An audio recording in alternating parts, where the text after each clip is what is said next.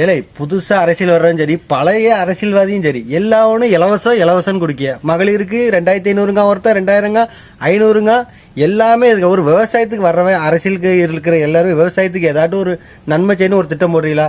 இந்த பாருங்க, இந்த வாழைத்தாறு இப்போதைக்கு கிலோ 10 ரூபாய்க்கு தாறு 8 கிலோ தான் ஆடும். ஆனா இந்த கம்பு 120 ரூபா, வாழைக்கு ஆவரேஜ் செலவு 100 ரூபா, 220 ரூபா செலவாகிறது 80 ரூபாய்க்கு தான் விற்கிது.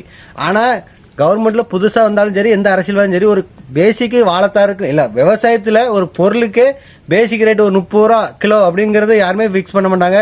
கத்திரிக்காய் இருந்தாலும் சரி பீன்ஸா இருந்தாலும் சரி எந்த ஒரு காய்கறிக்கும் ஒரு பேசிக் இதே பண்ண மாட்டேங்க. மகளிருக்கு மட்டும் அந்த இது தரேன் இது தரேன்னு மகளிர் ஓட்டு மட்டும் தான் உங்களுக்கு வேணுமா? அதே மாதிரி இந்த புல்லு புடுங்கிறதுக்கு 3 மணி நேரத்துக்கு 350 ரூபாய் கேட்காங்க பொம்பளைகளுக்கு சம்பளம். இப்போ ஏன்னா விவசாயம் நீங்க தான் அவ்வளவு இலவசமா கொடுத்துறீங்க. விவசாயத்துக்கு ஆள் கிடையாது. 100 நாள் வேலை திட்டத்தில் ஏற்கனவே உள்ள படுத்து தூங்குறாங்க நிறைய பேர். இதை பார்த்துட்டு பொம்பளைகளுக்கு திட்டினாலும் பரவாயில்ல. நிஜத்துல அதான், ஏன்னா வேலைக்கு ஆள் கிடைக்க மாட்டேங்க. எந்த வேலைக்கும் சரி விவசாயத்துல எந்த வேலைக்கும் ஆள் கிடைக்காது.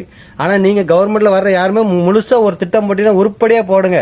அப்பதான் எங்களையே விவசாயிகள் வாழ முடியும். ஏன்னா பாவம் இதுல ஒரு வாழைத்தாருக்கு 120 ரூபா அடிப்பட்டா அவனால நல்லா இருக்க முடியுமா? அவன் அடுத்த வருஷம் எந்திரிச்சு வாழை போட முடியுமா? ஒரு வருஷம் பாடுபட்டு அதெல்லாம் மண்ணா போகுது. பார்த்துட்டு கண் கலங்கி தான் நிக்கணும்.